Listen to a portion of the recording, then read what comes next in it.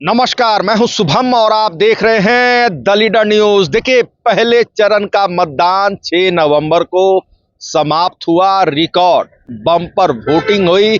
करीब 64.66% मतदान दर्ज हुआ।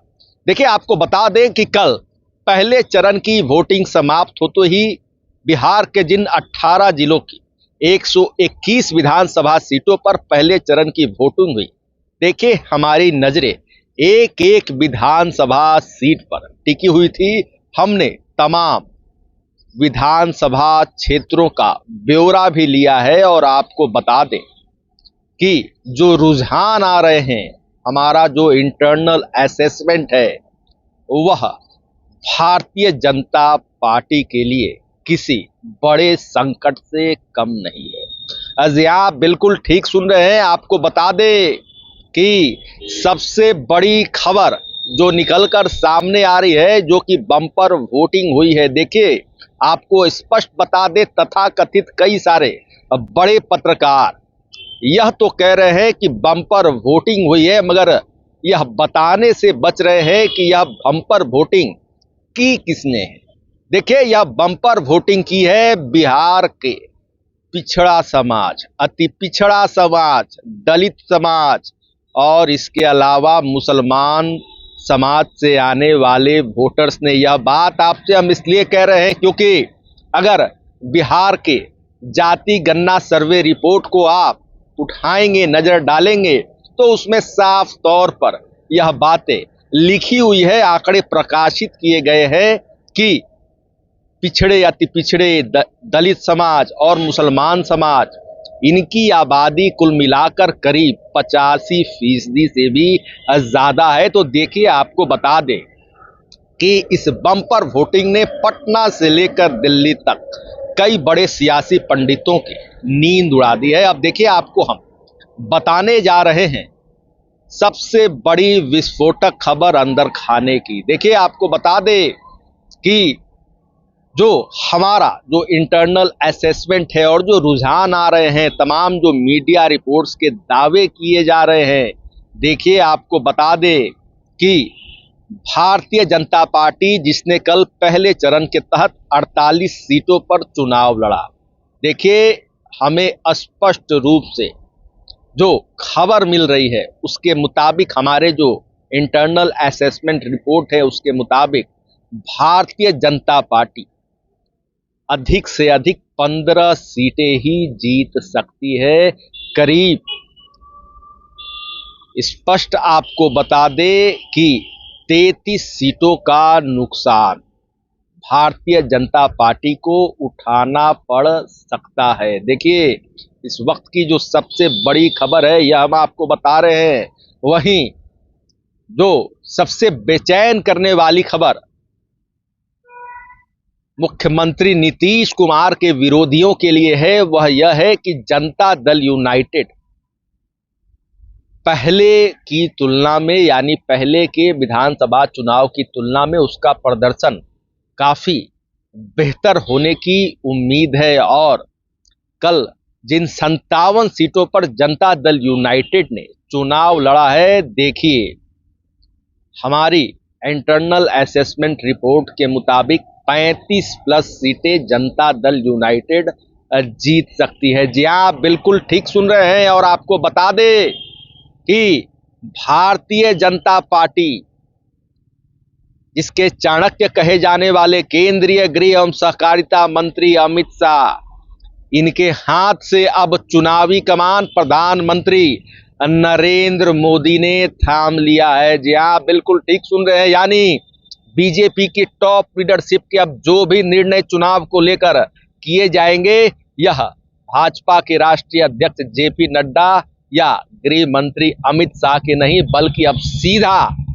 प्रधानमंत्री नरेंद्र मोदी के निर्देश से चुनाव लड़ा जाएगा। और जो 11 नवंबर को दूसरे चरण की वोटिंग होनी है, उससे पहले प्रधानमंत्री नरेंद्र मोदी ने यह कमान संभाल ली है।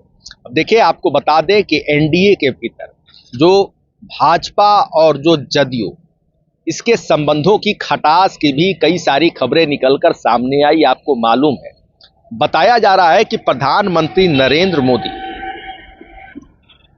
ने कल देर रात एक आकस्मिक मीटिंग, अर्जेंट मीटिंग भी बुलाई और इस मीटिंग में कई तरह के रणनीतिक फैसले लिए गए हैं। देखिए, बताया जा रहा है कि केंद्रीय गृह मंत्री अमित शाह की जो जिद रही कि बिहार में मुख्यमंत्री नीतीश कुमार के सीएम चेहरे का ऐलान नहीं किया जाए। देखिए, बताया जा रहा है यह फैसला भारतीय जनता पार्टी के लिए बेहद ही नुकसानदायक साबित हो सकता है और इसके पीछे की जो सबसे बड़ी वजह है वह यह निकलकर सामने आ रही है कि मुख्यमंत्री नीतीश कुमार का जो कोर वोट बैंक है, जो कुर्मी वोट बैंक है, जो कोयरी वोट बैंक है, उसके अलावा जो महिलाएं हैं, जो महादलित समाज के लोग हैं और सबसे बड़ी बात जो अति पिछड़ी जातियों के अंतर्गत जो वोटर्स आते हैं, इनके बीच एक बड़ा मैसेज चला गया कि हमारे नेता नीतीश कुमार के सीएम चेहरे का ऐलान करने में भारतीय जनता पार्टी आनाकानी कर रही है। तो देखिए, मुख्यमंत्री नीतीश कुमार के प्रति बताया जा रहा है कि संवेदना वाली लहर चल गई और जो हमें तो यहां तक खबर मिल रही है कि कई सारी विधानसभा सीटें ऐसी है जहां पर एनडीए के तहत भारतीय जनता पार्टी के उम्मीदवार थे। उन सीटों पर जदयू के इन कोर वोटरों ने भारतीय जनता पार्टी को वोट नहीं देकर बल्कि महागठबंधन समर्थित उम्मीदवारों को वोट दिया है और कई जगहों पर तो खबर यहां तक है कि प्रशांत किशोर की पार्टी जन सुराज के उम्मीदवार को भी जदयू के कोर वोटर ने वोट कर दिया, मगर भाजपा के उम्मीदवारों को वोट नहीं किया। देखिए, जो खबर निकलकर सामने आ रही है यह तमाम चीजें हमने आपको बताई है।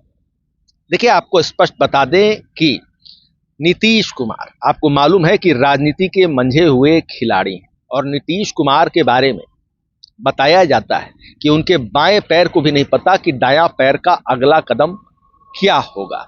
अब देखिए, प्रधानमंत्री नरेंद्र मोदी की जनसभाओं से जिस प्रकार मुख्यमंत्री नीतीश कुमार ने दूरी बनाई और सबसे बेहद पॉइंट करने वाली बात, जब प्रधानमंत्री नरेंद्र मोदी का पटना में रोड शो चल रहा था तो उस दौरान प्रधानमंत्री मोदी की गाड़ी पर मुख्यमंत्री नीतीश कुमार नहीं दिखाई दिए बल्कि जदयू के पूर्व अध्यक्ष केंद्रीय मंत्री ललन सिंह दिखाई दिए। देखिए, नीतीश कुमार की प्रधानमंत्री नरेंद्र मोदी से चाहे उनकी जनसभा हो या रोड शो हो, देखिए बताया जा रहा है यह जो दूरियां जो देखी गई तो मुख्यमंत्री नीतीश कुमार का जो कोर वोटर है उनके बीच एक बड़ा संदेश चला गया और पहले चरण की वोटिंग के दौरान कई विधानसभा सीटों पर मुख्यमंत्री नीतीश कुमार के वोटर्स बड़ा खेल कर दिया।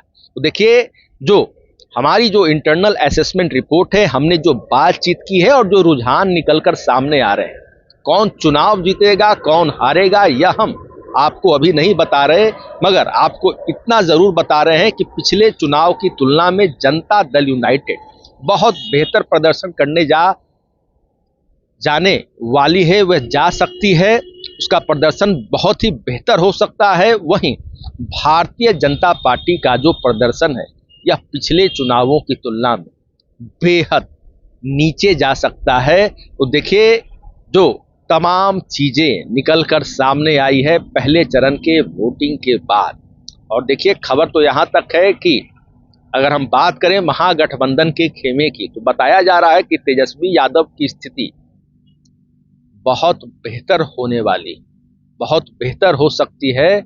और कहा तो यहां तक जा रहा है मीडिया के गलियारों में कि चाचा और भतीजा यानी कि मुख्यमंत्री नीतीश कुमार और नेता प्रतिपक्ष तेजस्वी यादव, इन दोनों की जो पार्टियां हैं जनता दल यूनाइटेड और राष्ट्रीय जनता दल, कोई बड़ा करिश्मा भी करके दिखा सकती है। तो देखिए, जो खबर है वह भाजपा की नींद उड़ाने वाली खबर है।